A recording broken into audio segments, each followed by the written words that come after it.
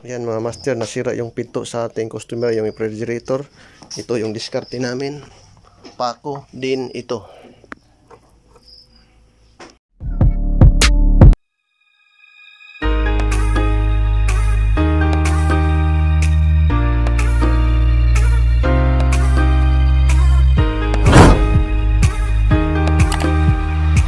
Butas yung drill.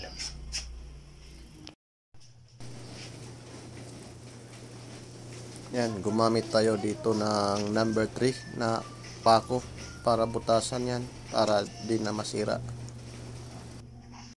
Ayan mga master, ayan, gumamit tayo ng drill at sa pako, din siyempre yung dibcon. Yan, ilalagay natin doon sa door. Lagyan natin ng dibcon.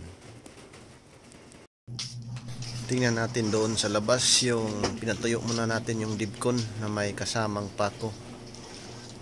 Ayan. Kasi di na maibalik, sabi ng customer. So ito yung diskarte. Ayan pala yung customer natin rin naglalaba, si ma'am. Ayan. Kailangan dito mga 30 minutes to 1 hour para tutuyo na yon.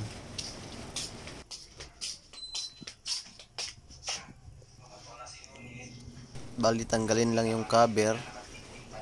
Then yan, nagbutas kami dyan gamit yung drill. So ang gagawin, tanggalin yan. Gumamit tayo ng 8mm na T-rings namin dito. So yan, ipasok na natin. Yan yung pako. Yan doon. Ganito lang yung mga diskarte, mga master. Oh, sa gusto mag DIY ng kanilang mga rip na sira yung pinto. Ayan, ipasok na namin. Okay. Ayan din, gamitan natin dito. Mukhang hindi napasok.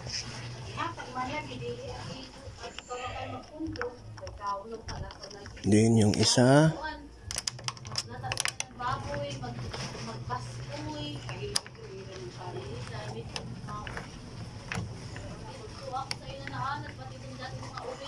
Ayan.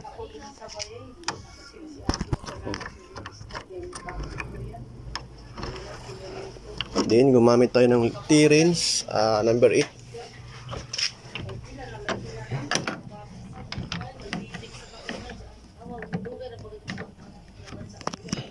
Push ko lang. Ayan mga master, okay na oh. Ayan, okay na yung pinto order sa ano natin, customer. Ayan yung ano niya, brand sharp.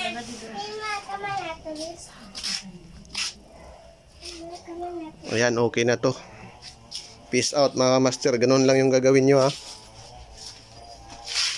Ayan, gumamit kayo ng letter T, T-rings number 8mm. Then ito, balik natin. May balik pa ba to?